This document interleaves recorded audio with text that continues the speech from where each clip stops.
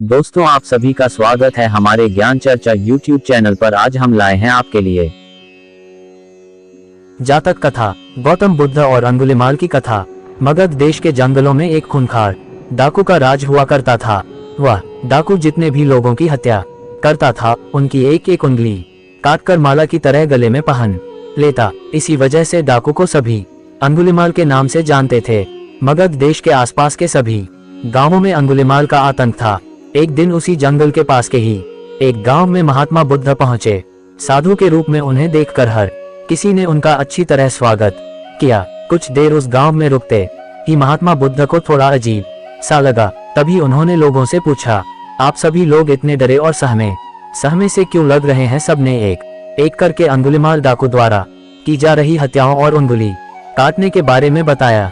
सभी दुखी होकर बोले कि जो भी उस जंगल की तरफ जाता है, उसे पकड़कर वो डाकू मार देता है। अब तक वो 99 लोगों को मार चुका है और उनकी उंगली को काटकर उन्हें गले में माला की तरह पहनकर घूमता है। अंगुलिमाल के आतंक की वजह से हर कोई अब उस जंगल के पास से गुजरने से डरता है।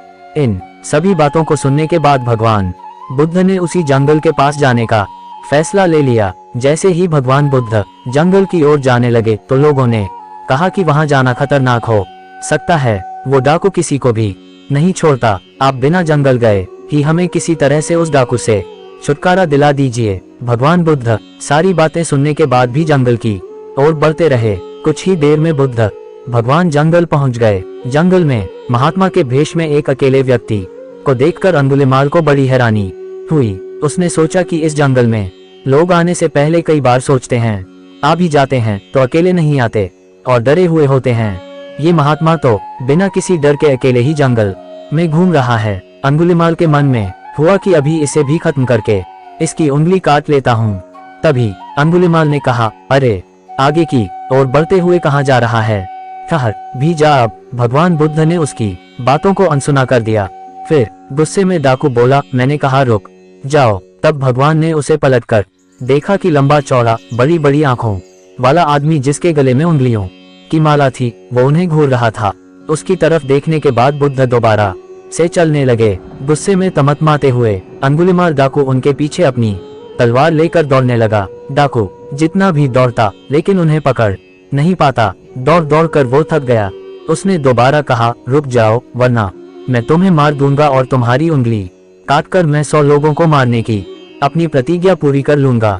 भगवान बुद्ध बोले कि तुम अपने आप को बहुत शक्तिशाली समझते हो ना, तो पेड़ से कुछ पत्तियां और टहनियां तोड़कर ले आओ। अंगुलिमाल ने उनका साहस देखकर सोचा कि जैसा ये कह रहा है कर ही लेता हूँ। वो थोड़ी देर में पत्तियां और टहनियां तोड़कर ले आया और कहा, ले आया मैं इन्हें। फिर बुद्ध जी कहने लगे, अब इन्हें दोबारा पेड़ से जोड़ दे। ये सुनकर अंगुलिमाल बोला, तुम कैसे महात्मा हो? तुम्हें नहीं पता कि तोड़ी हुई चीज को दोबारा नहीं जोड़ सकते हैं? भगवान बुद्ध ने कहा कि मैं यही तो तुम्हें समझाना चाहता हूँ कि जब तुम्हारे पास किसी चीज को जोड़ने की ताकत नहीं है तो तुम्हें किसी वस्तु को तोड़ने का अधिकार भी नहीं है। किसी को जीवन देने की क्षमता नहीं तो मारने का हक भी नहीं।